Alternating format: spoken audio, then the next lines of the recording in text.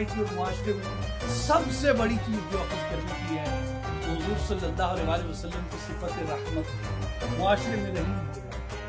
جو ویسٹ کا Imperial agenda ہے کہ جو سیدۃ النساء کی وراثت ہے، جو امہات الانبیاء کی وراثت ہے، وہ آپ سے یہ چھیننا چاہتے ہیں.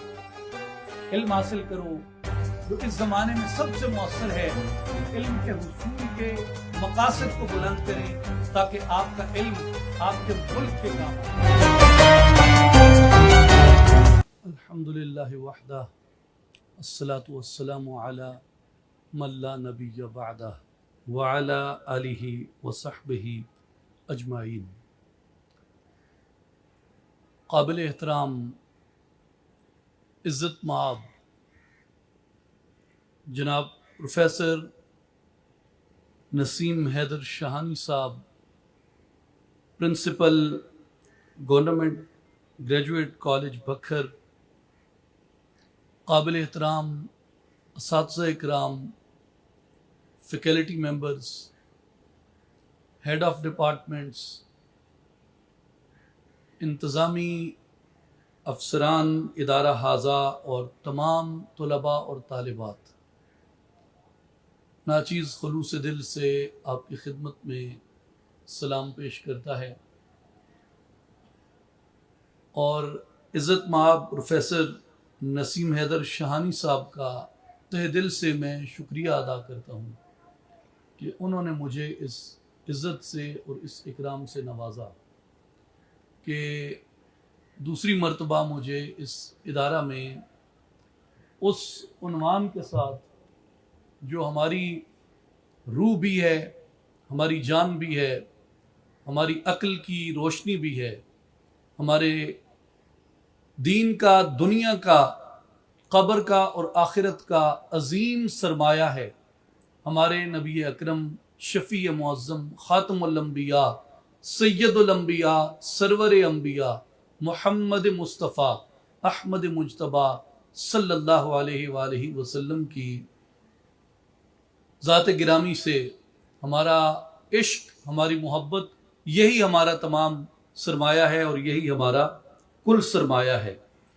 مجھے بڑی خوشی ہوئی کہ ادارہ حاضہ اپنے اسلاف کی روایت کو زندہ رکھتے ہوئے اپنے اندر ایسے اشخاص رکھتا ہے جو تقدیسی ادب میں اپنا ایک شاندار حصہ شامل کر رہے ہیں.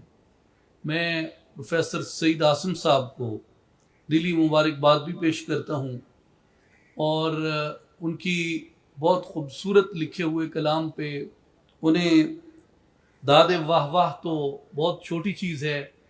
میں ایک شعر ان کی خدمت میں عرض کرتا ہوں جو وہ نعت مبارک پڑھ رہے تھے. میں شب نجف میں گزاروں سحر مدینے میں. تو میرے ذہن میں فی البدی اسی پہ ایک شعر آیا، میں آپ کی نظر کرتا ہوں. خدا کرے کہ مدینے میں موت آ جائے، خدا کرے کہ مدینے میں موت آ جائے، کہ عشق پائے گا اپنا ثمر مدینے میں. اور یہ مجھے بڑی خوشی ہوتی ہے اس چیز کو دیکھ کے، اور میں خاص کر اپنے تمام نوجوان بہنوں کو اور بھائیوں کو، بیٹوں کو اور بیٹیوں کو اس بات پہ انکریج کروں گا کہ آپ کو اپنے ادب سے ضرور تعلق استوار کرنا چاہیے. ادب جو ہے، لٹریچر، خاص طور پہ جو شاعری ہے، یہ آپ کے اندر حصے لطافت کو بیدار کرتی ہے، آپ کو اپنے اندر کے سوز و ساز کے قریب کرتی ہے. اور اس خطے میں اگر آپ دیکھیں تو جس طرح مجھے یہ بڑا فخر ہوتا ہے ہمیشہ اپنے خطے کو دیکھ کے کہ ہماری بہت سی عادات عرب کلچر کے بہت قریب ہیں.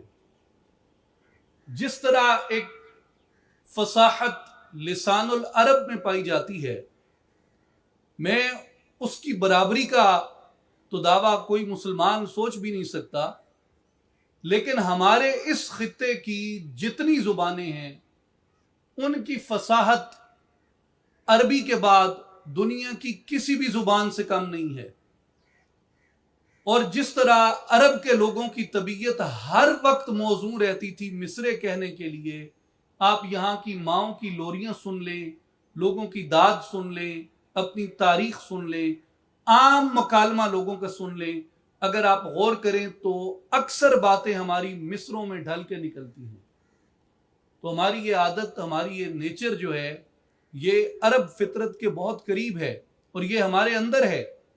तो इसलिए हमें ये देखना चाहिए कि जिस खित्ते में, जिस धरती पे हज़रत सुल्तान बाहू जैसे, हज़रत ख्वाजा ग़ुलाम फरीद जैसे अकाबरीन गुजरे हैं, उस धरती का जो मिजाज है वो किस कदर मौजू है। और तक़दीसी अदब जो है, ख़ास तौर पे नाते रसूल मकबूल सल्लल्लाहु अलैहि वसल्लम, ये मुसलमानों की जान है।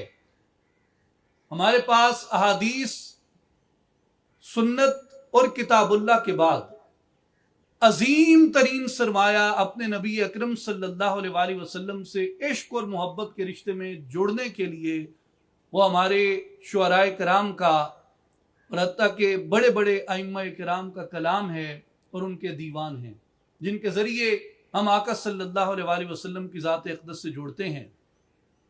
खुश नसीब हैं वो वालिदैन और वो घर जिनके अंदर नबी अकरम सल्लल्लाहु अलैहि वसल्लम की मिदहत कही जाती है। इसलिए हमें अपने आप को इस रवायत से ज़रूर मंसूब रखना चाहिए। मौजू की तरफ आते हुए मैं आपसे यह अर्ज़ करना चाहता हूँ कि अल्लाह तबारक व तआला ने नबी अकरम सल्लल्लाहु अलैहि वसल्लम को आपकी शान रहमत को जिस यूनिवर्सैलिटी के साथ कुरान मजीद में इंट्रोड्यूस करवाया, उस लफ्ज से आज की यह तकरीब मंसूब है, रहमतुल लिल आलमीन। और याद रखें कि आप जिससे मोहब्बत करते हैं, आप पर यह फरीजा आयद होता है कि आप उसकी आला सिफात को अपने किरदार में और अपने इखलाक में जगह दें। मैं दानिश्वर का वाकया पढ़ रहा था कि उन्होंने लिखा कि मुझे मगरिब की किसी एक जामिया में और यूनिवर्सिटी में एक कोर्स का मौका मिला और वहां टीचर ने एक प्रैक्टिस दी, और वो प्रैक्टिस ये थी कि आप अपनी आइडियल पर्सनैलिटी का नाम लिखें। क्लास में हर तरह के लोग थे, कोई म्यूजिक को पसंद करता था, कोई शोबिस को पसंद करता था, कोई बिजनेस को पसंद करता था, कोई टेक्नोलॉजी को पसंद करता था, कोई इकोनॉमिक्स को पसंद करता था, कोई सियासत को पसंद करता था, कोई लिटरेचर को पसंद करता था। तो जो जिस चीज को पसंद करता था, सब ने अपने अपने रोल मॉडल्स लिखे।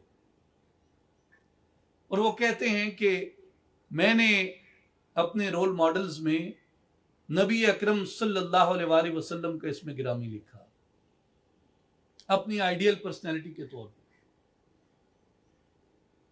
और उसके बाद टीचर ने दूसरी बात कही कि आप इन्हें क्यों आइडियल मानते हैं, उसकी रीजन लिखें, और आपकी आइडियल पर्सनैलिटी में जो आला सिफात पाई जाती हैं, इनके जो एट्रीब्यूट्स हैं जो आपको मजबूर करते हैं इन्हें अपना आइडियल बनाने पे, वो भी लिखें। तो कहते हैं कि सब ने अपनी अपनी आइडियल पर्सनैलिटी के जो एट्रीब्यूट्स थे, जो आला सिफात थी, वो लिखी। अब जो बिल गेट्स से मोहब्बत करता था उसने वो लिखा, जो जेम्स बॉन्ड से मोहब्बत करता था उसने वो लिखा, जो मार्क जुकरबर्ग से मोहब्बत करता था उसने वो लिखा, जो डोनाल्ड ट्रंप से मोहब्बत करता था उसने वो लिखा, और जो किसी और से मोहब्बत करता था उसने वो लिखा। और वो लिखते हैं कि मुझे जितनी सिफात उस वक्त याद आई नबी अकरम खातमुन नबीयीन सल्लल्लाहु अलैहि वसल्लम की, मैंने वो लिखी।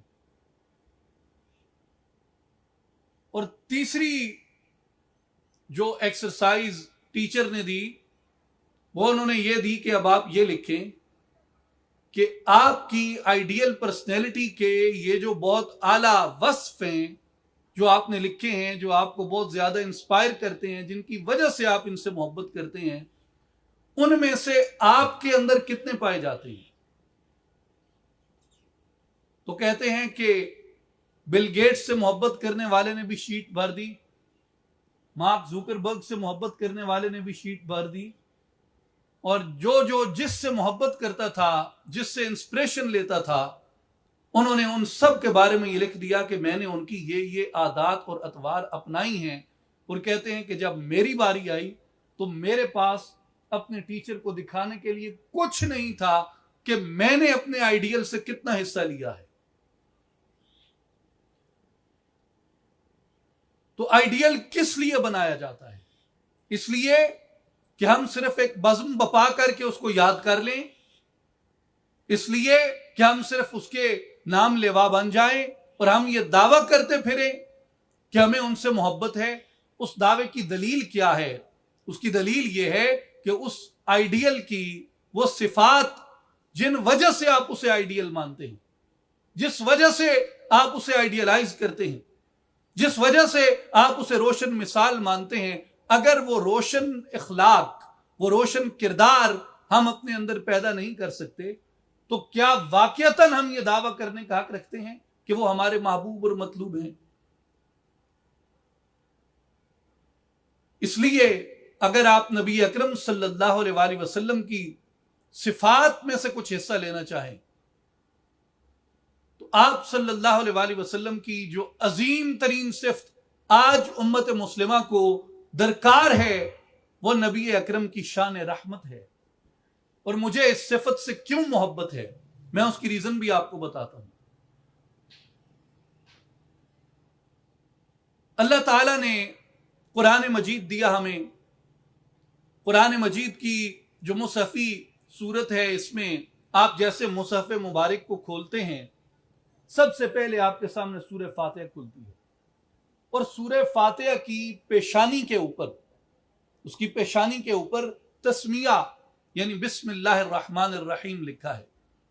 بسم اللہ الرحمن الرحیم کو میں نے پڑھا تو یہ اشتیاق ہوا کہ اس کا مطلب کیا ہے جہاں سے قرآن کا آغاز ہوتا ہے۔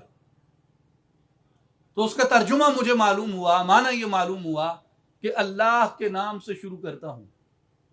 اللہ کے نام سے؟ یہ کون ہے جس کے نام سے میں آغاز کر رہا ہوں؟ کیا میں نے اسے دیکھا؟ نہیں۔ کیا میں نے اسے چھوا؟ نہیں۔ وہ کس سمت میں رہتا ہے؟ معلوم ہوا وہ ہر سمت سے پاک ہے۔ وہ کیسا ہے؟ وہ کدھر ہے؟ وہ ہر جگہ ہے۔ آپ مکانوں خالی جس تھیں کوئی مکان نہ خالی، تو وہ کون ہے جس کے نام سے میں آغاز کر رہا ہوں؟ تو عقل انسانی کا یہ پہلا سوال ہے کہ میں جس کے نام سے آغاز کرتا ہوں وہ کون ہے، وہ کیسا ہے؟ جب میں نے دیکھا نہیں، جب میں نے چھوا نہیں، وہ ہر تعین سے ماورا ہے، وہ ہر ادراک سے آگے ہے، وہ ہر حد سے آگے ہے، وہ ہر مکان سے پاک ہو کر بھی ہر مکان میں ہے۔ تو وہ کون ہے، کیسا ہے جس کے نام سے میں آغاز کر رہا ہوں؟ یہ انسانی عقل کا پہلا کویسچن ہے، اور انسانی عقل کے اس کویسچن پہ جو پہلا انٹروڈکشن اس نے اپنا ریویل کیا، وہ پہلا انٹروڈکشن ہے، تو اس کے نام سے شروع کر رہا ہے بسم اللہ الرحمن الرحیم، جو رحمان ہے اور رحیم ہے۔ اللہ تعالیٰ نے اپنا پہلا تعارف عقل انسانی پر جو کھولا، عقل انسانی پر الہام کیا، عقل انسانی کو بخشا، عقل انسانی کو متعارف کروایا، وہ اس کی شان رحمت ہے، وہ اس کا رحمان اور رحیم ہونا ہے۔ اور نبی اکرم صلی اللہ علیہ وآلہ وسلم کی جو عظیم ترین صفات قرآن مجید میں بیان ہوئی، ان میں ایک رحمت للعالمین ہے۔ دوسری بات پہ آئیے کہ اللہ تبارک و تعالیٰ کی جو صفات ہیں ان میں کچھ صفات جلال ہیں اور کچھ صفات جمال کی ہیں۔ جلال کی صفات جو ہیں، ویسے شرح اسماء اللہ الحسنہ میں حضرت امام غزالی رحمۃ اللہ علیہ نے اس پہ بڑی تفصیل اور شرح و بسط کے ساتھ لکھا ہے کہ اللہ تبارک مومن وہ ہے جو اپنے آپ کو اللہ تبارک و تعالیٰ کی جملہ صفات سے متصف کرے کہ تخلقوا باخلاق اللہ، لیکن چونکہ عام آدمی کے بس میں نہیں ہوتا کہ وہ صفات جلال سے بھی متصف ہو جائے، تو وہ اپنے آپ کو صفات جمال میں رکھتا ہے۔ مثال کے طور پہ اللہ تعالیٰ کی صفت ہے کہ وہ صلے کی طلب کیے بغیر عطا کرتا ہے۔ اللہ تبارک و تعالیٰ کی صفت ہے کہ وہ گناہ والے کو بھی معاف کر دیتا ہے، گناہ کی شدت کم ہو تو بھی معاف کرتا ہے، شدت زیادہ ہو تو بھی معاف کرتا ہے۔ اس کی صفت ہے کہ وہ سخی ہے، اس کی صفت ہے کہ وہ عیب ڈھانپتا ہے، اس کی صفت ہے کہ وہ عدل کرتا ہے، اس کی صفت ہے کہ وہ علم کا مالک ہے۔ تو ہمارے اوپر یہ لازم ہو جاتا ہے کہ ہم اس کی ان صفات جمال سے حصہ پائیں، کہ ہم کسی کو صلے کی طلب کے بغیر بھی دیں، ہم کسی ایسے کو بھی معاف کر دیں جس کی خطا چھوٹی ہو، اور کسی ایسے کو بھی معاف کر دیں جس کی خطا بڑی ہو، جس نے عیب کیا، جس نے جرم کیا، جس نے خطا کی، اس کے عیب کو، اس کے جرم کو، اس کی خطا کو ڈھانپیں اس کا ڈنڈورا پیٹنے کی بجائے۔ یہ اس کی صفات سے حصہ لینا ہے۔ اور آپ اولیاء کاملین کو دیکھیں، یعنی میں اولیاء کے القاب میں غور کرتا ہوں، اولیاء کے القاب میں غور کرتا ہوں کہ لوگ انہیں ان ناموں سے یاد کرتے ہیں۔ اور آپ کے علم میں ہے، صحیح بخاری کی حدیث ہے، رسول اللہ صلی اللہ علیہ وآلہ وسلم نے فرمایا کہ اللہ تعالیٰ جب کسی بندے سے محبت کرتا ہے تو جبریل کو کہتا ہے، جبریل جا آسمان والوں میں منادی کر دے کہ میں اس بندے سے محبت کرتا ہوں، لہٰذا اس سے محبت کرو۔ تو اہل آسمان اس سے محبت کرتے ہیں۔ اور فرمایا کہ اللہ تعالیٰ پھر جبریل کو فرماتا ہے کہ جبریل جاؤ زمین میں بھی منادی کر دو کہ میں اس بندے سے محبت کرتا ہوں۔ تو جبریل امین زمین میں آتے ہیں اور اس بندے کے لیے زمین کے اندر محبت رکھتی جاتی ہے، اہل زمین بھی اس سے محبت کرنے لگتے ہیں۔ تو ہم اولیاء سے جو محبت کرتے ہیں یہ ہم اپنے اختیار سے نہیں کرتے، صحیح بخاری کی روایت کے مطابق ہم جبریل امین کی منادی سے محبت کرتے ہیں۔ تو میں نے اولیاء کے القاب میں غور کیا، کسی کو لقب ہے داتا، کسی کو لقب ہے سخی، کسی کو لقب ہے غوث۔ تو داتا بھی سخاوت کرنے والے کو کہتے ہیں، سخی بھی بہت دینے والے کو کہتے ہیں، غوث بھی ہر ایک کو مدد فراہم کرنے والے کو کہتے ہیں اللہ کے اذن اور اللہ کی قدرت سے۔ تو اولیاء کاملین اسی وقت سخی کہلاتے ہیں جس وقت وہ اپنے آپ کو اللہ تبارک و تعالیٰ کی صفات سے متصف کرتے ہیں۔ تو نبی اکرم صلی اللہ علیہ وآلہ وسلم کی جو صفات ہیں، خاص طور پہ آپ کی جو صفت رحمت ہے، یہ ہم سے مطالبہ کرتی ہے کہ ہم اگر حضور صلی اللہ علیہ وآلہ وسلم کو اپنا رول ماڈل مانتے ہیں، اپنا آئیڈیل مانتے ہیں، اپنا رہبر مانتے ہیں، اپنا ہادی مانتے ہیں، تو ہمارے اوپر یہ لازم اور واجب ہے کہ ہم آپ صلی اللہ علیہ وآلہ وسلم کی صفت رحمت سے اپنے آپ کو متصف کریں۔ اس پہ گفتگو میں یہاں مختصر کرتا ہوں، اور اسی بات کو تھوڑا آگے چل کے میں دوبارہ آپ کی توجہ اس جانب دلاؤں گا۔ اب آئیے ایک دوسری بات کی جانب، کہ نبی اکرم صلی اللہ علیہ وآلہ وسلم کی ذات اقدس ایسا نمونہ عمل ہے کہ جن کی اطاعت اللہ تبارک و تعالی نے ہمارے اوپر فرض فرمائی ہے، اور آپ صلی اللہ علیہ وآلہ وسلم کی اطاعت کو اللہ نے یہ شان بخشی ہے، حالانکہ آپ اللہ کے بندے اور اس کے رسول ہیں، آپ کی شان عبدیت مقدم ہے، اور آپ صلی اللہ علیہ وآلہ وسلم اللہ کے بھیجے ہوئے اور اس کے مبعوث کیے ہوئے ہیں۔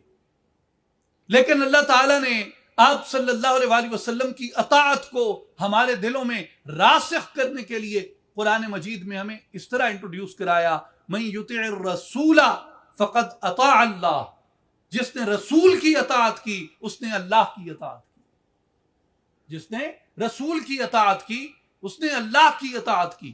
من یطع الرسول فقد اطاع اللہ.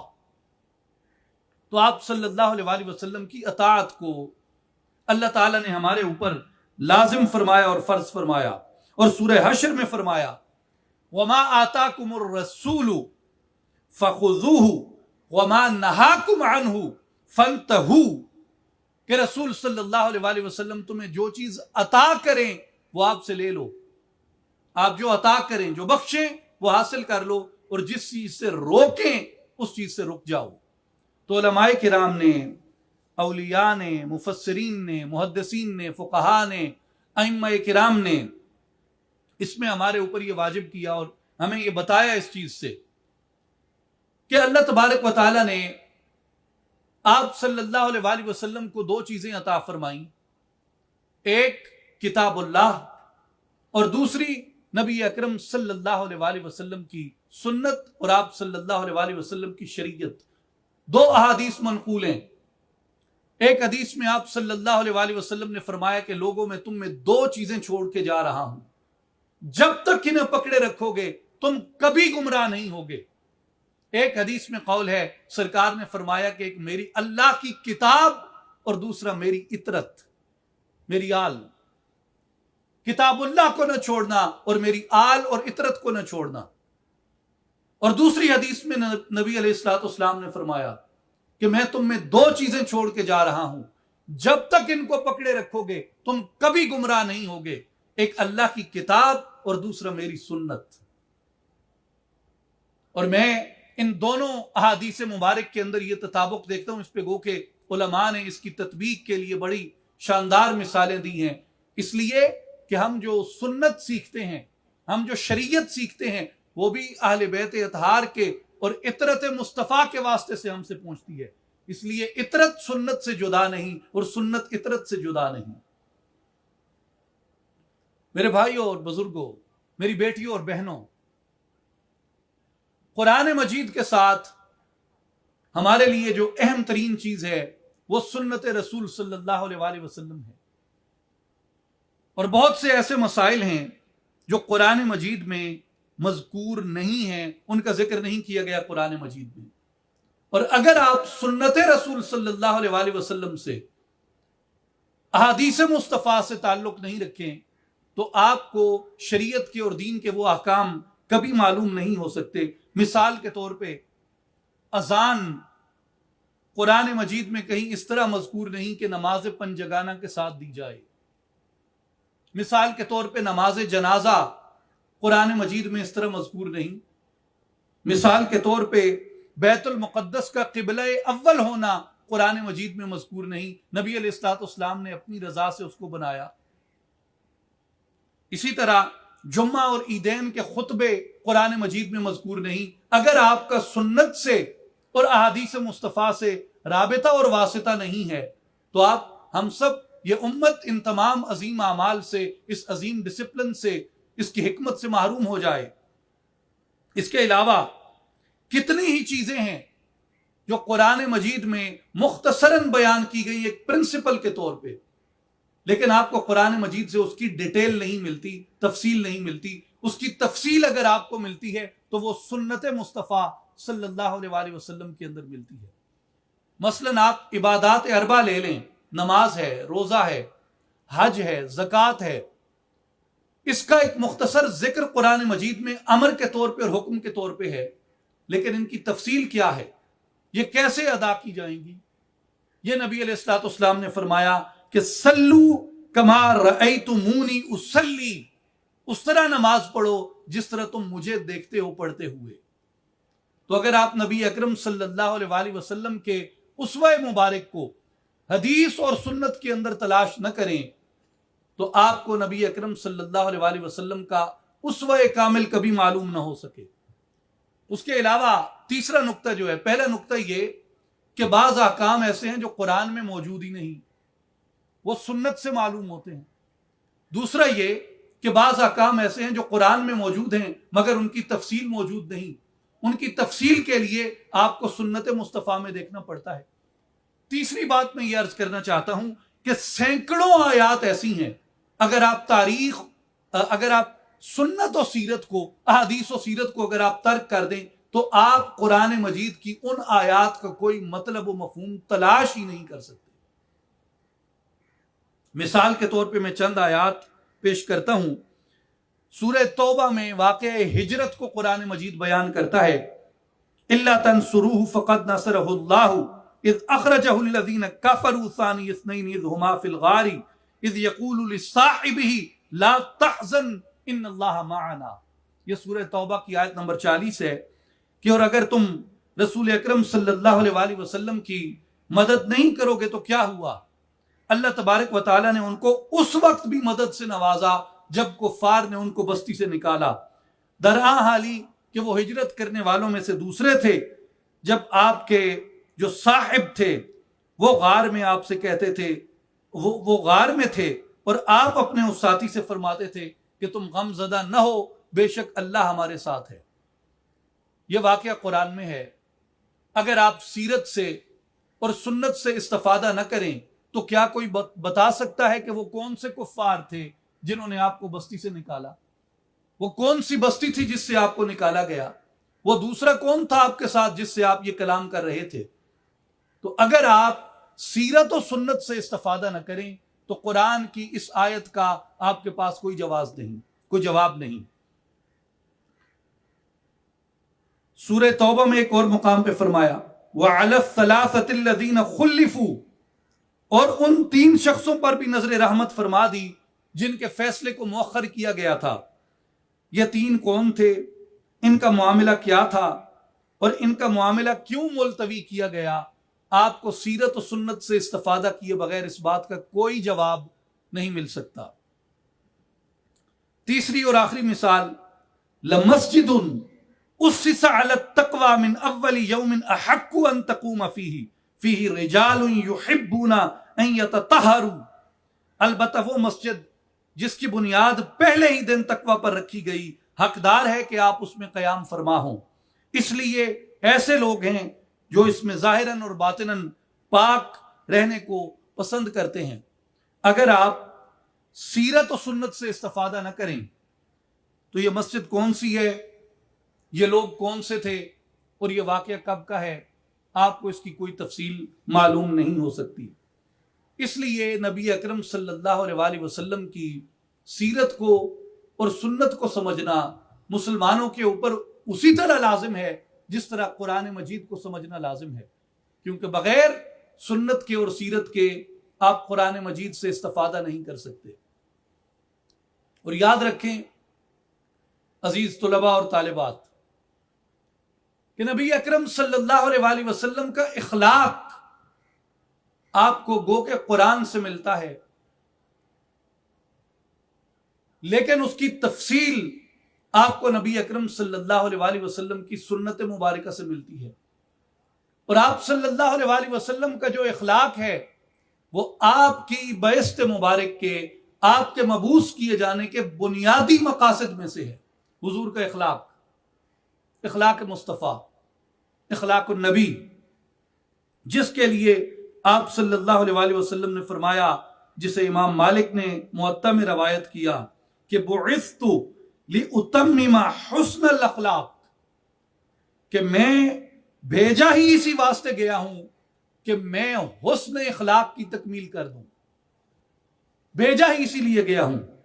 حضرت ابو ہریرہ کے الفاظ میں آپ صلی اللہ علیہ وسلم نے فرمایا انما بعثت لأتمم مکارم الاخلاق، کہ بے شک میں مکارم اخلاق کی تکمیل کے لیے یہاں پہ بھیجا گیا ہوں۔ اور نبی اکرم صلی اللہ علیہ وسلم نے یہی درس مبارک دیا کہ جب تم مجھے دیکھو گے، میرے کردار سے، میری سیرت سے استفادہ کرو گے تو تمہارے اندر وہ صفات، وہ کوالٹیز پیدا ہوں گی، وہ روشنی آئے گی، وہ انوار آئیں گے، وہ نور آئے گا جو میری محبت کی بدولت تم حاصل کرنا چاہتے ہو۔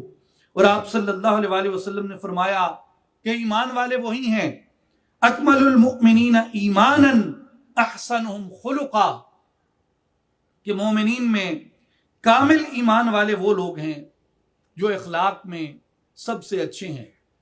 اور اس اخلاق کی تفصیل کیا ہے؟ جو اخلاق نبی اکرم صلی اللہ علیہ وآلہ وسلم نے ہمارے لیے ارشاد فرمایا اور اپنی کردار سے، اپنی زندگی سے ہمیں عطا فرمایا. اس اخلاق کی تفصیل میں چند چیزیں میں آپ سے عرض کرتا ہوں جسے امام ترمذی نے روایت کیا کہ نبی اکرم صلی اللہ علیہ وآلہ وسلم سے پوچھا گیا کہ کون سے اعمال ہیں جو جنت میں لے کے جائیں گے، تو آپ صلی اللہ علیہ وآلہ وسلم نے فرمایا تقوی اللہ وحسن الخلق، اللہ پہ تقوی اور اچھے اخلاق، یہ تمہیں جنت میں لے کے جاتے ہیں. اور عرض کی گئی وسئل عن اکثر ما يدخل الناس النار، اور پوچھا گیا کہ جس وجہ سے زیادہ تر لوگ جہنم میں جائیں گے وہ کیا ہے، تو آپ صلی اللہ علیہ وآلہ وسلم نے فرمایا الفم والفرج، ایک زبان اور دوسرا پاک دامنی. زبان اور پاک دامنی، تو ہر چیز اپنے متضاد سے پہچانی جاتی ہے. جس طرح روشنی اندھیرے سے پہچانی جاتی ہے، بلندی پستی سے پہچانی جاتی ہے، خوشبو بدبو سے ممتاز ہوتی ہے، تو آپ صلی اللہ علیہ وآلہ وسلم نے زبان کی حفاظت نہ کرنے کو اور پاک دامنی کی حفاظت نہ کرنے کو آپ صلی اللہ علیہ وآلہ وسلم نے جہنم میں لے جانے والے اعمال قرار دیا. میرے نوجوان بھائیوں اور بہنوں اور بیٹیوں، آج کی یہ سوسائٹی جو سوشل میڈیا کی سوسائٹی ہے، گلوبلائزیشن کی سوسائٹی ہے، ڈس انفارمیشن کی سوسائٹی ہے، امپیریل ایجنڈاز کی، سیٹنک امپیریل ایجنڈاز کی تکمیل کی سوسائٹی ہے. اخلاق اور کردار سے تہذیب انسانی کو عاری کر دینے کی سوسائٹی بنائی جا رہی ہے. یہ سوسائٹی جو انسانی اخلاق سے اسمارٹ فون کے اخلاق میں سمٹ آئی ہے، اور جس میں انٹرٹینمنٹ کے بہترین ذرائع وہ ہیں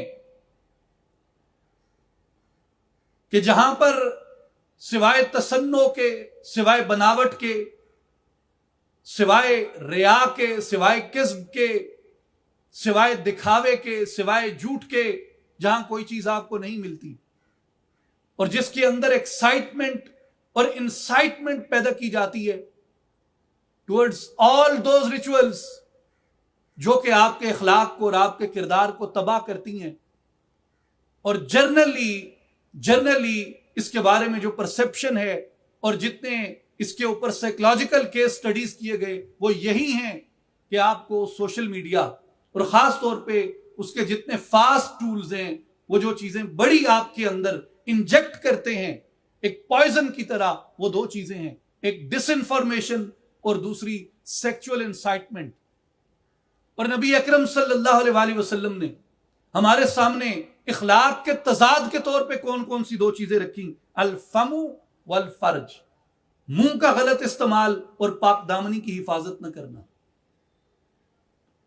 تو ہمارے لیے نبی اکرم صلی اللہ علیہ وآلہ وسلم نے آج سے 1400 برس قبل، 1450 برس قبل آپ صلی اللہ علیہ وآلہ وسلم نے یہ اخلاق متعین کر دیا کہ اپنے لیے راستہ ڈھونڈ لو، اپنی حد فاصل قائم کر لو. تمہارے لیے خیر بھی واضح کر دیا گیا، شر بھی واضح کر دیا گیا، نجات کا راستہ بھی واضح کر دیا گیا، اور تباہی اور جہنم کا راستہ بھی واضح کر دیا گیا. اس کے علاوہ نبی اکرم صلی اللہ علیہ وآلہ وسلم نے بعض ایسی چیزیں اخلاق کے ابواب میں ارشاد فرمائی ہیں جو آج کے اس سوشل میڈیا کے دور میں، اس ٹک ٹاک کے زمانے کے اندر ہمارے لیے مشعل راہ ہو سکتی ہیں.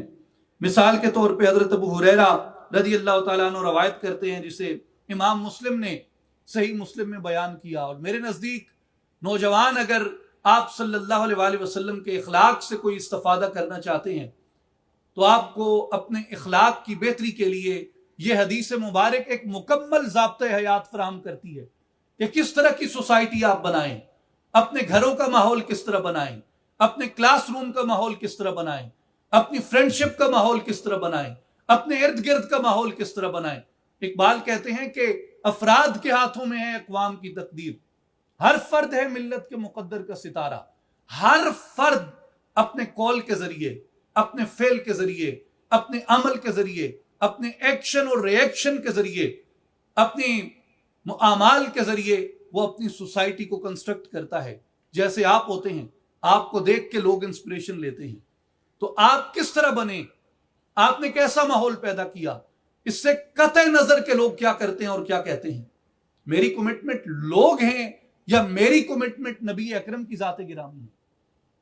اگر میری کمٹمنٹ لوگ ہیں تو میں لوگوں کے پیچھے چلوں گا، اور اگر میری کمٹمنٹ نبی اکرم صلی اللہ علیہ وآلہ وسلم کی ذات گرامی ہے تو مجھے لوگوں سے بے پرواہ ہونا چاہیے، مجھے لوگوں سے بے نیاز ہونا چاہیے، مجھے حضور کے اسوہ مبارک کی طرف، حضور کے راستے کی طرف دیکھنا چاہیے۔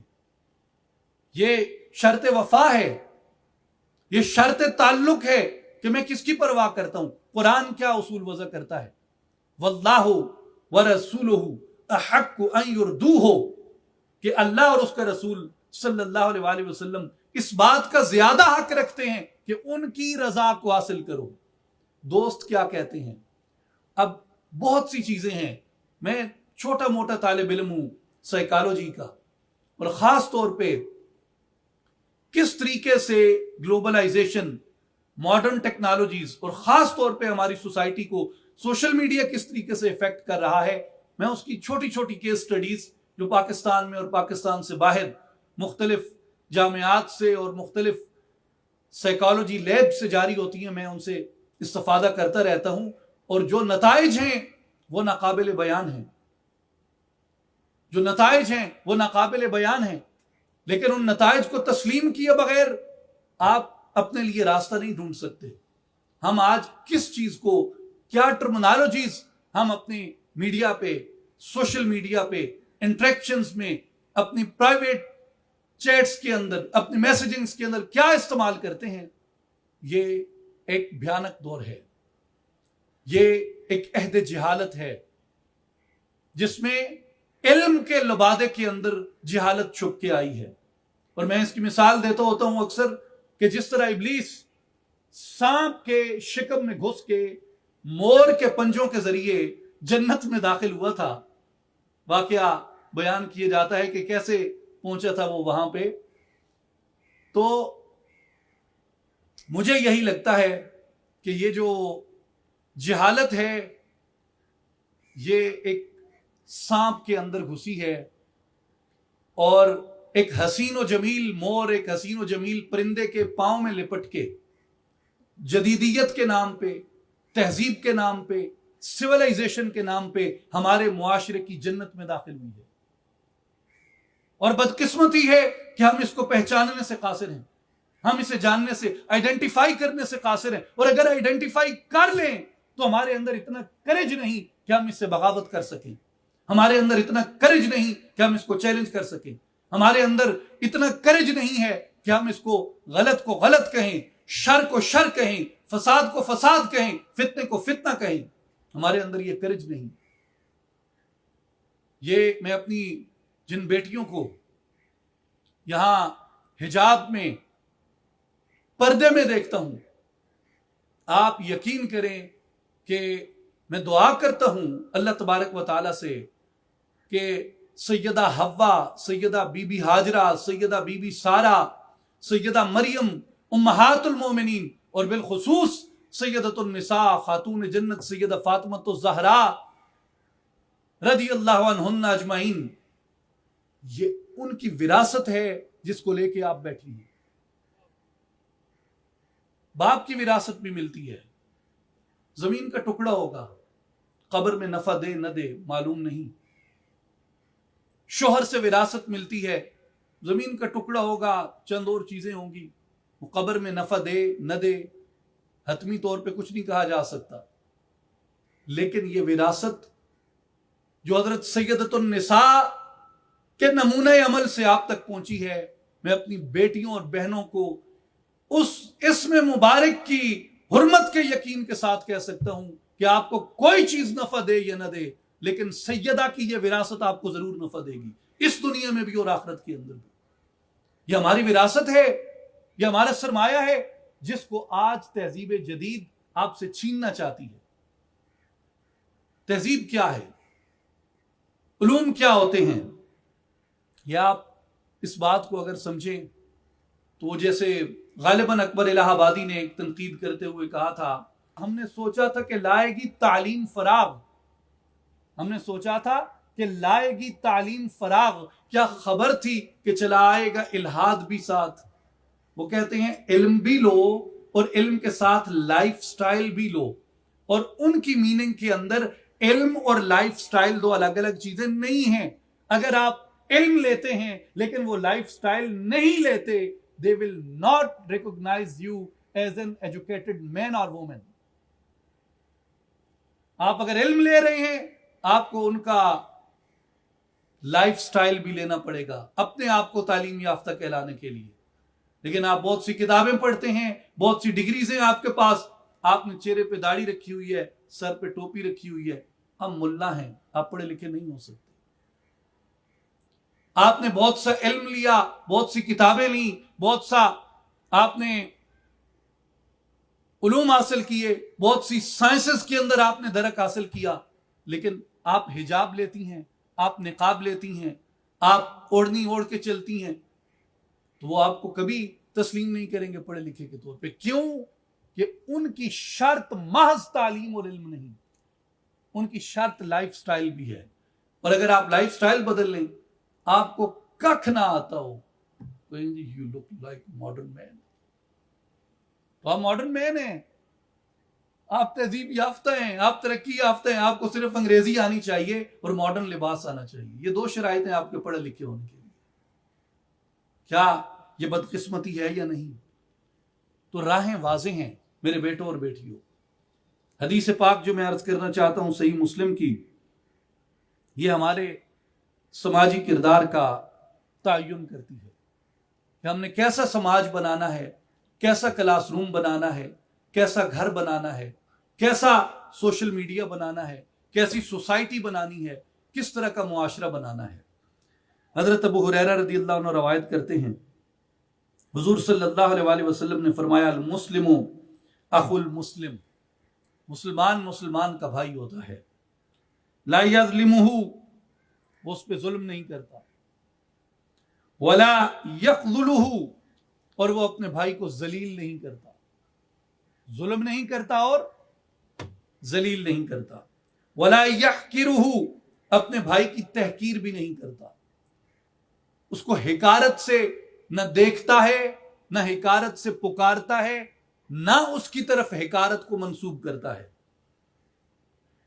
پھر آگے آپ صلی اللہ علیہ وآلہ وسلم نے تقوی کا بتایا، اپنے سینے مبارک کی طرف اشارہ کر کے کہ اگر تقوی حاصل کرنا چاہتے ہو تو تقوی یہاں ہے۔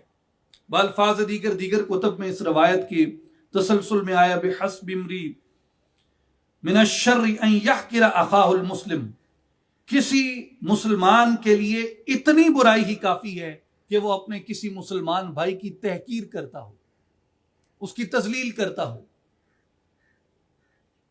اور آپ صلی اللہ علیہ وآلہ وسلم نے فرمایا کہ ایک مسلمان پر دوسرے مسلمان کا خون، دوسرے مسلمان کا مال اور دوسرے مسلمان کی عزت کو حرام کر دیا گیا۔ آپ نہ کسی کا خون کر سکتے ہیں، نہ کسی کا مال چھین سکتے ہیں، غصب کر سکتے ہیں، اور نہ کسی کی عزت کے اوپر ڈاکہ مار سکتے ہیں۔ لفظوں کے ذریعے، نگاہوں کے ذریعے، جسم کے ذریعے، خیالات کے ذریعے، کسی بھی ذریعے سے اگر آپ کسی کی عزت کی طرف سوچتے یا دیکھتے ہیں، نبی اکرم صلی اللہ علیہ وآلہ وسلم نے اس چیز سے منع فرمایا، اور آپ صلی اللہ علیہ وآلہ وسلم نے اس چیز کو مسلمانوں کے اوپر حرام قرار دیا ہے۔ یہ حدیث مبارک ہمارے لیے، ہماری معاشرت کا، ہمارے مستقبل کا اصول وضع کرتی ہے، اصول مہیا کرتی ہے۔ امام دارمی نے سنن دارمی میں ایک روایت نقل کی، دیگر محدثین نے بھی اسے نقل کیا ہے، اوحى اللہ تعالی الی داؤد علیہ السلام، اللہ تعالیٰ نے حضرت داؤد علیہ السلام کی طرف وحی کی، ان اتخذ نعلین من حدید وعصا من حدید، اے داؤد لوگوں کو بتاؤ کہ لوہے کا جوتا لو، لوہے کا جوتا لو اور لوہے کا عصا لو، لوہے کا جوتا اور لوہے کا عصا لو، اور کیا کرو؟ وَاطْلُبِ الْعِلْمَ، علم کی تلاش میں نکل پڑو، حَتَّى تَنْكَسِرَ الْعَصَا وَتَنْخَرِقَ النَّعْلَانِ، اتنی تلاش کرو علم کی، اتنی تلاش کرو علم کی کہ جوتا گھس جائے، عصا ٹوٹ جائے۔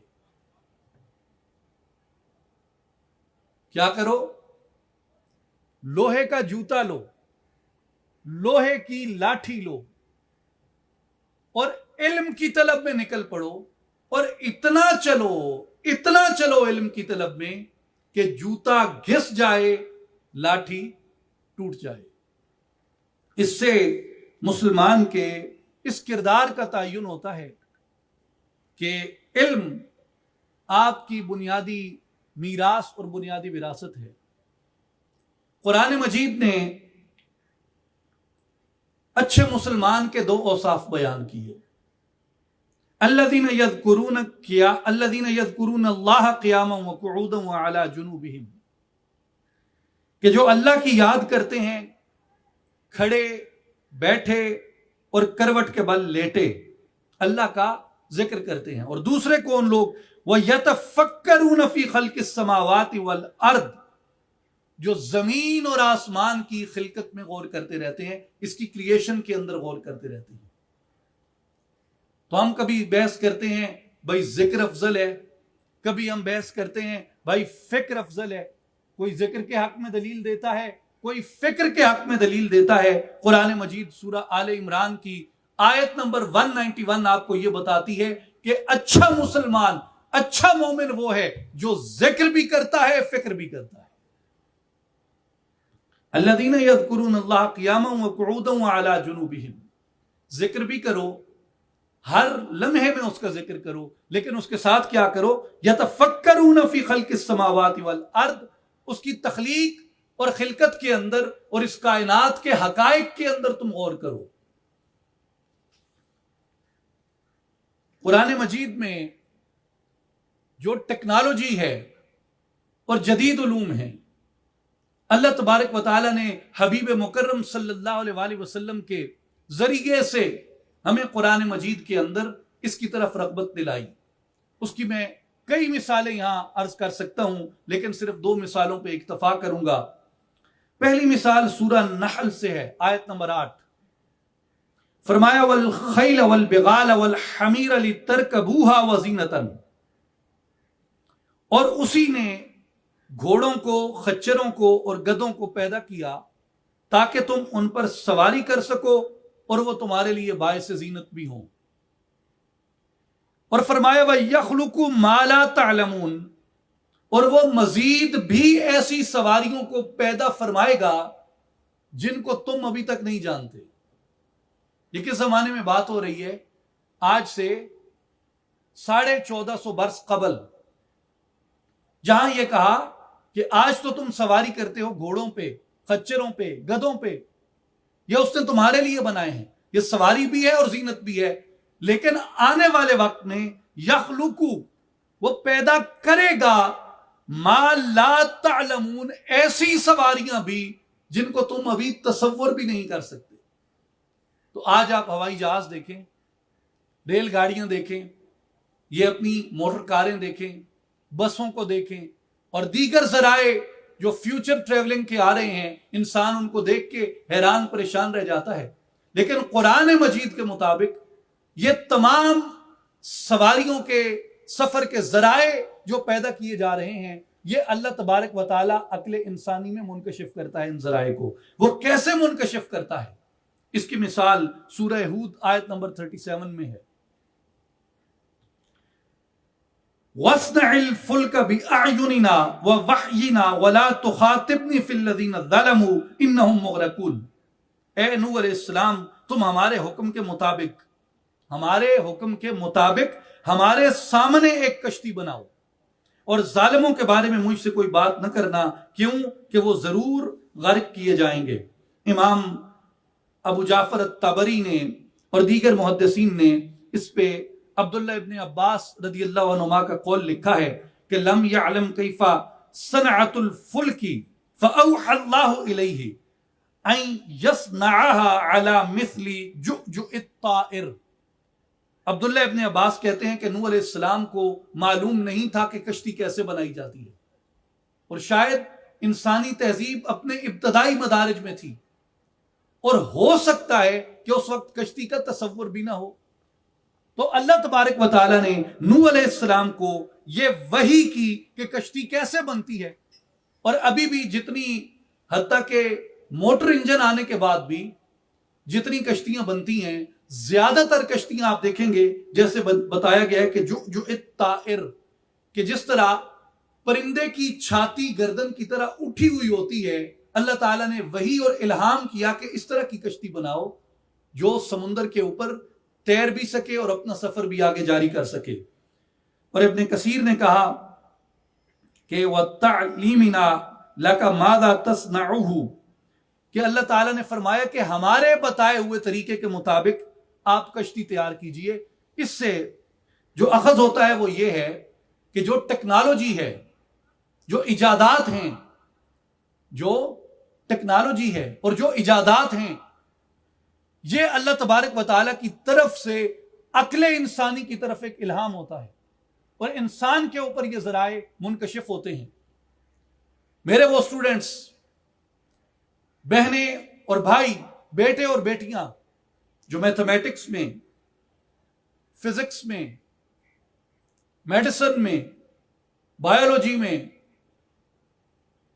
انجینئرنگ میں اور سائنس کے باقی شعبوں کے اندر پڑھ رہے ہیں، میں آپ کو قرآن مجید کی ان آیات کی اور ان جیسی دیگر بے شمار آیات اور ایک کثیر ذخیرہ حدیث سے آپ کو بالیقین یہ کہہ رہا ہوں کہ اگر آپ اپنے اس علم کو انسانی تہذیب کی بھلائی، ترقی اور بہتری کے لیے ادا کریں، بالیقین آپ سیدنا نوح علیہ السلام کے نقش قدم پہ ہیں۔ آپ وہ فریضہ سر انجام دے سکتے ہیں بنی نوع انسان کی بھلائی کا اور بہتری کا، جو اللہ تعالیٰ نے انبیاء کو وحی کیا تھا۔ لیکن ہماری بدقسمتی یہ ہے کہ میں ملتا ہوں اسٹوڈنٹ سے، بھائی آپ کیا کر رہے ہیں بیٹا، کیا کر رہے ہیں؟ میں میتھمیٹکس میں BS کر رہا ہوں۔ اچھا، ویری گڈ، تو کیا کریں گے آپ؟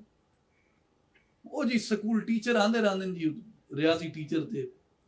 یار ریاضی محض سکول ٹیچر کے لیے حاصل کی جاتی ہے؟ فزکس پڑھ رہے ہیں، کیوں؟ وہ جی سائنس ٹیچر بھرتی تھی ویسا۔ یعنی آپ کو کسی نے یہ خواب بھی نہیں دکھایا، آپ کو کسی نے یہ ڈریم بھی نہیں دیا کہ میتھمیٹکس پڑھ کے ضرور آپ ایک معزز حلال ذریعہ روزگار تلاش کریں۔ بڑی اچھی بات ہے، آپ پہ فرض عین ہے کسب حلال، لیکن کیا میتھ اس کے علاوہ کوئی کام نہیں دیتی آپ کو؟ فزکس اس کے علاوہ کوئی کام نہیں دیتی آپ کو؟ اور یاد رکھیں، جس ملک کے اندر آپ بیٹھے ہیں، جس ملک میں آپ بیٹھے ہیں، یہ ملک اگر آج قائم ہے، آج بچا ہوا ہے، اللہ کی مدد سے، اللہ کی مدد سے، ورنہ دوستوں نے بھی اور دشمنوں نے بھی اسے تباہ کرنے کی کوئی کسر نہیں چھوڑی۔ لیکن اگر یہ ملک بچا ہے اللہ کی مدد سے اور آپ کے ملک کے سائنسدانوں کی بدولت، آپ کے ملک کے سائنسدانوں کی بدولت، اور یہ سائنسدان اگر محنت نہ کرتے تو آج آپ کے پاس ایٹم نہ ہوتا، آج آپ نیوکلیئر پاور نہ ہوتے، آج آپ کا دشمن آپ پہ غالب آ چکا ہوتا۔ اور یہ جو 28 مئی کے دھماکے ہیں، سب کا اپنا اپنا پرسپیکٹو ہو سکتا ہے، میرا کسی پولیٹیکل پارٹی سے تعلق نہیں ہے، میری لائکنگ ڈس لائکنگز اپنی ہو سکتی ہیں، لیکن میں بالکل ایک، اب وہ لفظ بھی نہیں کہا جا سکتا، لیکن میں غیر جانبدار ہو کے آپ کو یہ عرض کر رہا ہوں کہ 28 मई का दिन जिसे हम यौम तकबीर के तौर पे मनाते हैं, मेरे नजदीक अगर 28 मई का सेहरा किसी के सर जाता है तो वो पाकिस्तान के न्यूक्लियर साइंटिस्ट हैं जिनके सर जाता है। और हमें यौम तकबीर को कोई सियासी जलूस निकालने की बजाय, कोई सियासी जलसा करने की बजाय, खुदा करे कि हमारी कौम को ये शऊर आए, ये अकल आए कि हम सियासी जलसे करने की बजाय 28 मई को साइंस पे सिंपोजियम करें, साइंस पे सेमिनार करें, साइंस पे वर्कशॉप्स करें और अपनी नौजवान नस्ल को बताएं कि ये 28 मई उन साइंसदानों की बदौलत है। हर एक का अपना किरदार है, सियासतदानों का होगा अपना किरदार, मैं उसे डिनाई नहीं करता, किसी का क्रेडिट है उसे जरूर मिलना चाहिए, लेकिन ये असल क्रेडिट अल्लाह की मदद और नुसरत का है और उन साइंसदानों का है। उसके बाद पाकिस्तान का जो न्यूक्लियर प्रोग्राम है, यह हमारे लिए बेहतरीन सबूत है इस बात का कि अगर आप, अल्लाह ताला ने आपको जो इल्म हासिल करने के जराए दिए, इल्म हासिल करने के मौके दिए, आप इनको सही सिमत में इस्तेमाल करें, आप तारीख का रुख मोड़ सकते हैं। वो जो साइंसदान थे वो आम माओं की गोदों में पैदा हुए, वो आम बच्चे थे, आम लोग थे, लेकिन सिर्फ ख्वाब बड़ा था, इल्म का इस्तेमाल बड़ा था। ख्वाब बड़ा हो और इल्म का इस्तेमाल छोटा हो तो वो चीजें मिसमैच करती हैं। ख्वाब भी बड़ा हो और इल्म का इस्तेमाल भी बड़ा होना चाहिए। आप यकीन करें कि आप सोच नहीं सकते कि आपके मुल्क के इन न्यूक्लियर साइंटिस्ट्स का इस कौम पे कितना बड़ा एहसान है।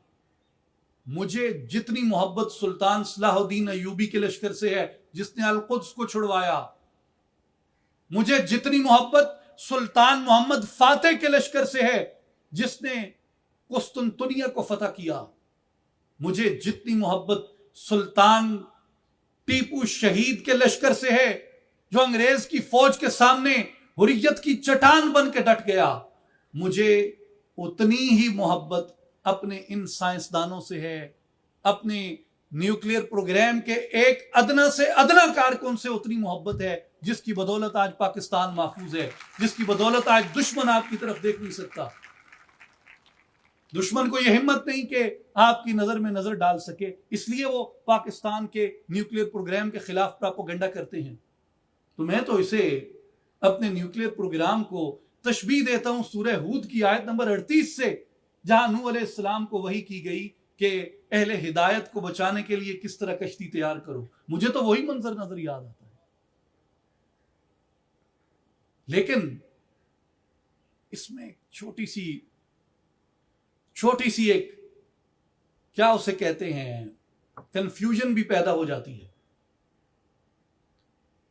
और वो ये पैदा होती है कि मैं खुद एक मजहबी घराने से हूं, मजहबी माहौल को जानता हूं, बचपन से उलमा की पापोश बर्दारी करते आए हैं, उनके जूतों में बैठते आए हैं, उनके कदम साफ करते आए हैं। लेकिन जब सियासतदान और वाइज स्टेज पे आके खड़ा होता है, उसका एक ही मकसद होता है, और वो मकसद होता है आपकी दाद लेना, अवाम की दाद लेना। और अवाम की दाद लेने के लिए वो ऐसी गुफ्तगू और ऐसे जज्बाती चुटकुले छोड़ते हैं जिनका मेरे नजदीक अगर अकली तज्जिया किया जाए तो उन बातों से इज्तिनाब लाजिम है। मिसाल के तौर पे माहौल को गरमाने के लिए, आपसे अवाम से दाद वसूल करने के लिए कहते हैं ये हमने एटम बम नुमाइश के लिए नहीं रखे, हम एटम बम चला देंगे। मैं एटम बम को, न्यूक्लियर प्रोग्राम को कुरान मजीद से हजरत नूह अलैहिस्सलाम को अता की गई उस बसीरत के तसलसल में देखता हूं कि ये अहले हिदायत के बचाव के लिए बना हमने यहां पे, वरना इस मुल्क को दुश्मन तबाह कर देता।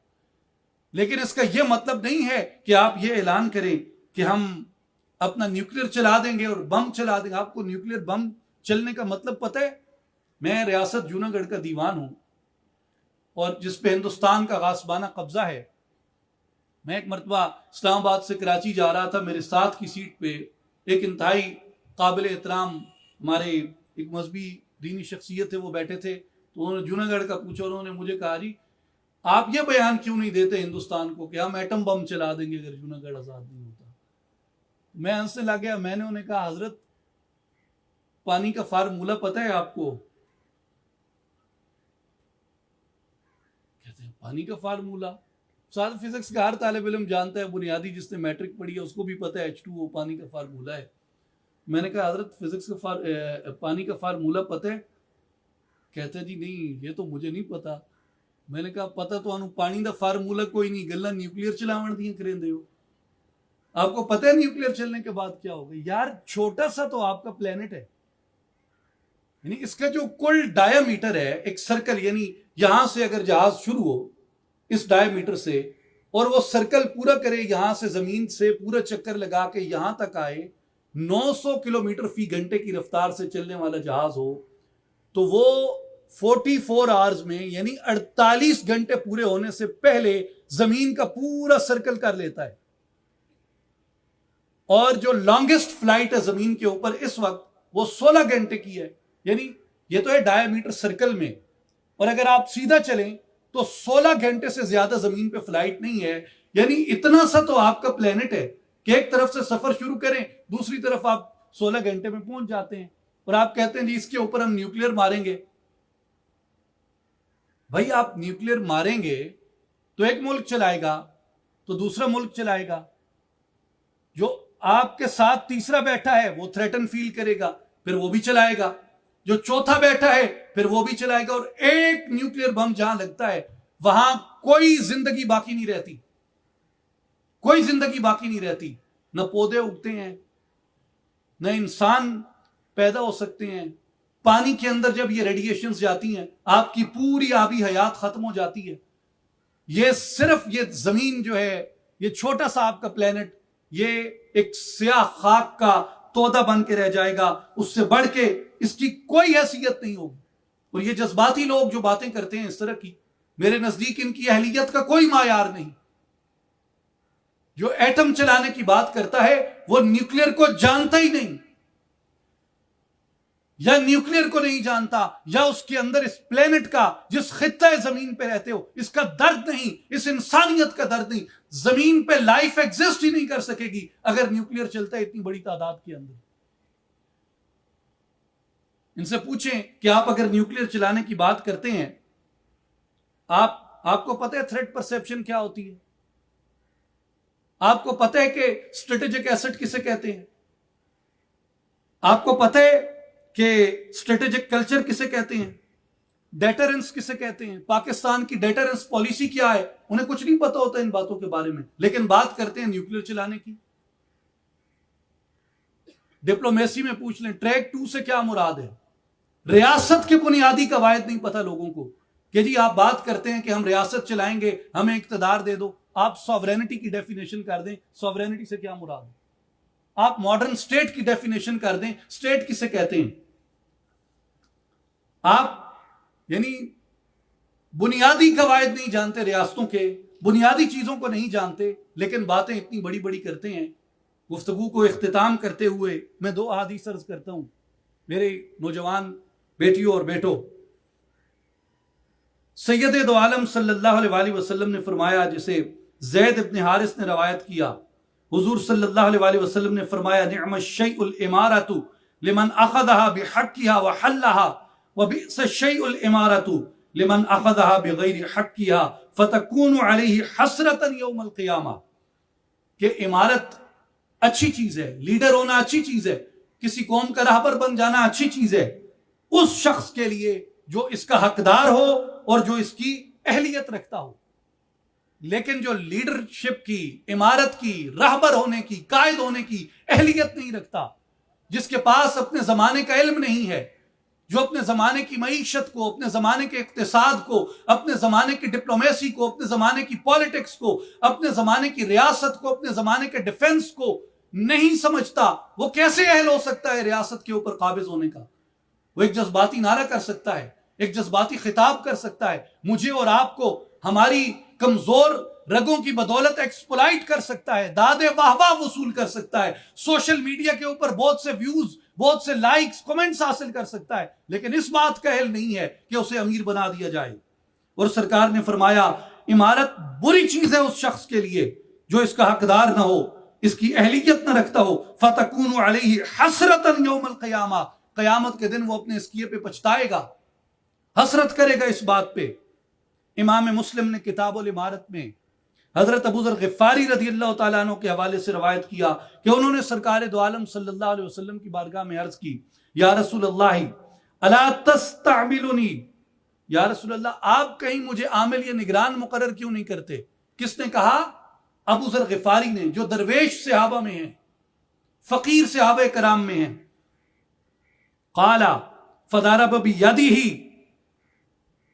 آپ صلی اللہ علیہ وآلہ وسلم نے اپنا دست مبارک میرے کندھے پہ رکھا، ثم قال، اور فرمایا، یا ابا ذر انکا ضعیف، اے ابو ذر تم کمزور ہو، وانہا امانۃ، اور بے شک حکومت کرنا، عامل مقرر ہونا ایک امانت ہے، وانہا یوم القیامۃ خزی وندامۃ الا من اخذها بحقها وادى الذی علیہ فیہا، اور فرمایا کہ یہ قیامت کے دن باعث شرمندگی اور باعث ندامت ہے سوائے اس شخص کے لیے جو اس کو حاصل کرنے کا حقدار ہو اور اس میں اپنی ذمہ داریوں کو بھی ادا کر سکے۔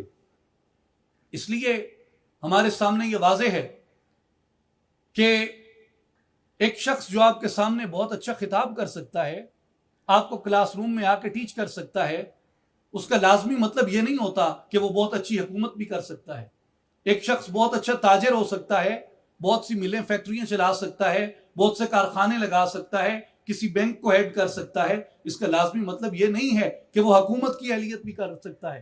ایک شخص بہت اچھا خطیب، بہت اچھا واعظ ہو سکتا ہے، اس کے پاس بہت سا دینی علم ہو سکتا ہے، لیکن کیا وہ امور سیاست کو جانتا ہے، امور اقتصاد کو جانتا ہے، امور دفاع کو جانتا ہے؟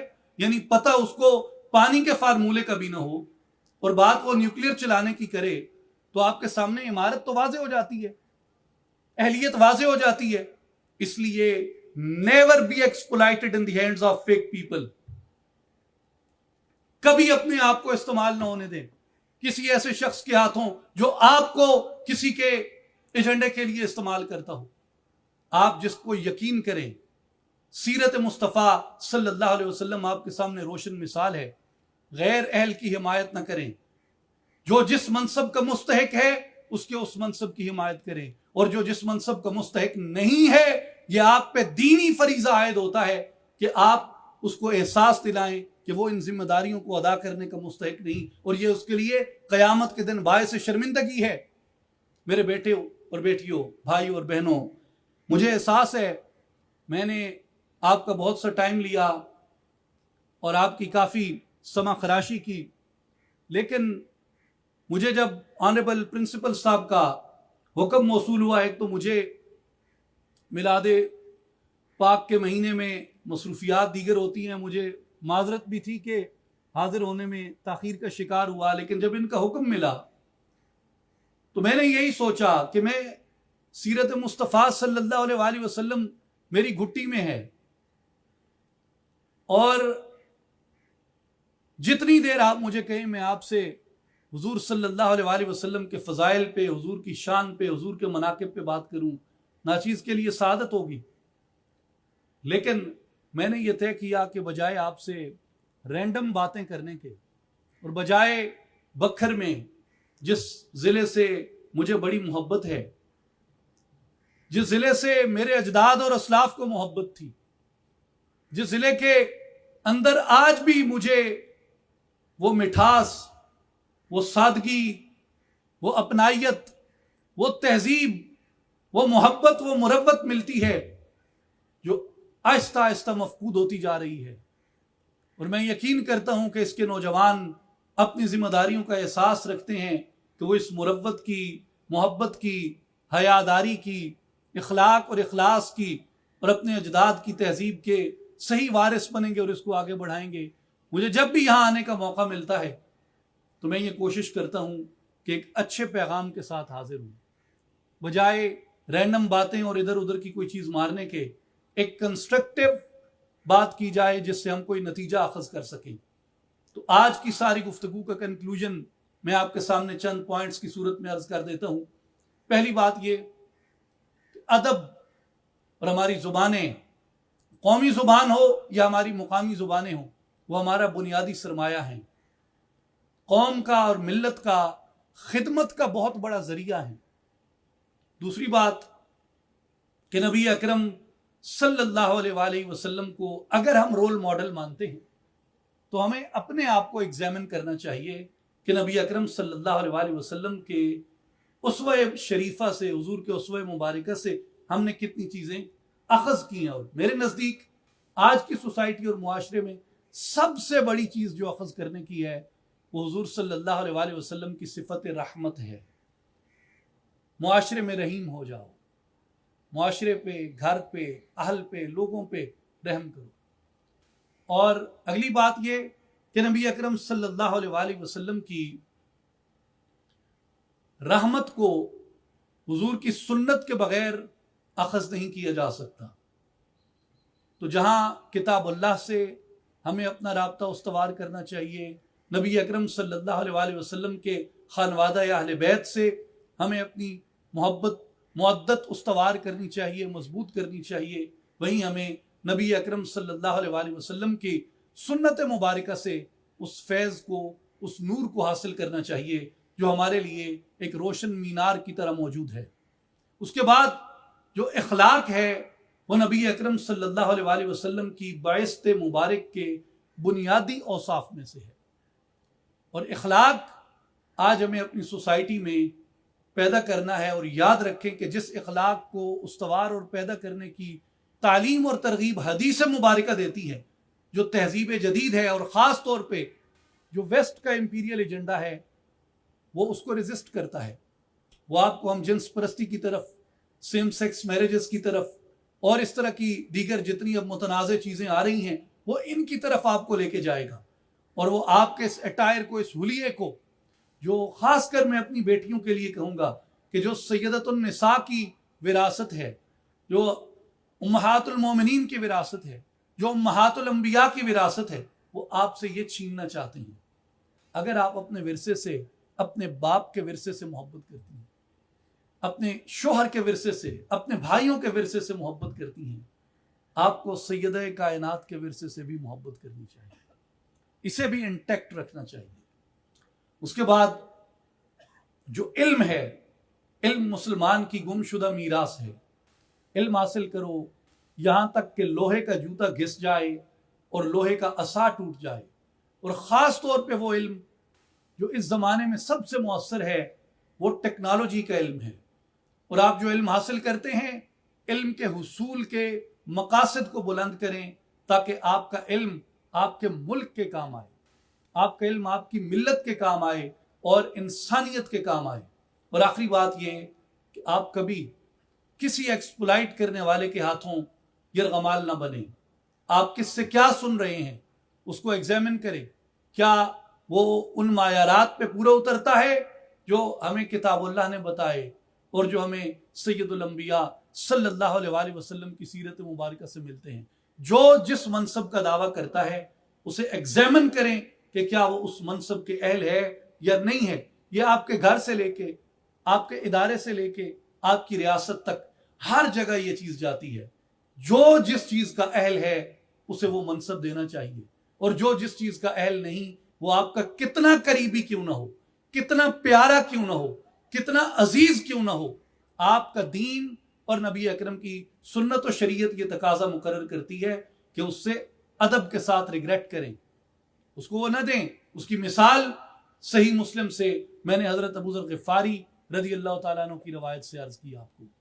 تو اس لیے حضور صلی اللہ علیہ وآلہ وسلم کی یہ سیرت مبارکہ کا آج کی گفتگو کا یہ سارا خلاصہ ہے جو ناچیز نے آپ کے سامنے رکھا. میں اختتام سے پہلے آنریبل پرنسپل صاحب کا بہت شکریہ ادا کرتا ہوں، تمام فیکلٹی ممبرز کا بہت شکریہ ادا کرتا ہوں، اور جتنی محبت سے آپ نے ناچیز کو نوازا میں اس کا بھی شکریہ ادا کرتا ہوں. آپ نے جو پھول ناچیز کی طرف پھینکے، میں دعا کرتا ہوں کہ قیامت تک وہ میری روح کو اسی طرح تازگی دیتے رہیں اور اس خطے سے ہماری اس محبت کو ان پھولوں کی طرح شاداب اور خوشبودار رکھے۔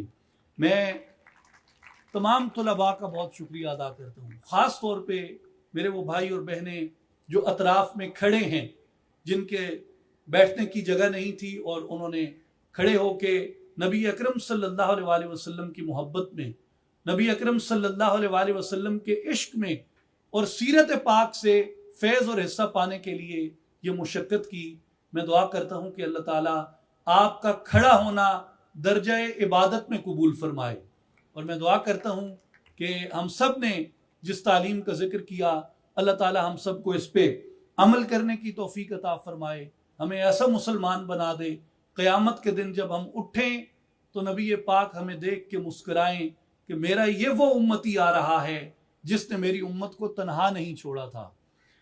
تو غنی از ہر دو عالم من فقیر، روز محشر از رہائے من پذیر، ور تو می بینی حسابم ناگزیر، از نگاہ مصطفیٰ پنہا بگیر، مسلماں آ فقیر کج کلاہے، رمید از سینہ او سوز آہے، دلش نالد چرا نالد نداند، نگاہ یا رسول اللہ نگاہ۔ وہ شمع اجالا جس نے کیا 40 برس تک غاروں میں، ایک روز جھلکنے والی تھی سب دنیا کے درباروں میں، گر ارض و سما کی محفل میں لولا کلما کا شور نہ ہو، یہ نور نہ ہو سیاروں میں، یہ رنگ نہ ہو نظاروں میں، جو فلسفیوں سے حل نہ ہوا، جو نکتوروں سے کھل نہ سکا، وہ راز کملی والے نے بتلا دیے چند اشاروں میں۔ لوح بھی تو قلم بھی تو، تیرا وجود الکتاب، گنبد آبگینہ رنگ، تیرے محیط میں حباب، شوکت سنجر و سلیم، تیرے جمال کی نمود، فقر جنید و بایزید، تیرا جمال بے نقاب۔ یا رسول اللہ، شوق تیرا اگر نہ ہو میری نماز کا امام، میرے قیام بھی حجاب، میرے سجود بھی حجاب۔ بے بسم اللہ اسم اللہ دا، ایوی گہنا بھارا ہو، نال شفاعت سرور عالم، چھٹ سی عالم سارا ہو، حدوں بے حد درود نبی تے، جس دا ایڈ پسارا ہو، میں قربان تنہا تو باہو، جنا ملیا نبی سہارا ہو۔ وآخر دعوانا ان الحمد للہ رب العالمین، والصلاة والسلام علی سید الانبیاء والمرسلین وعلی آلہ وصحبہ اجمعین۔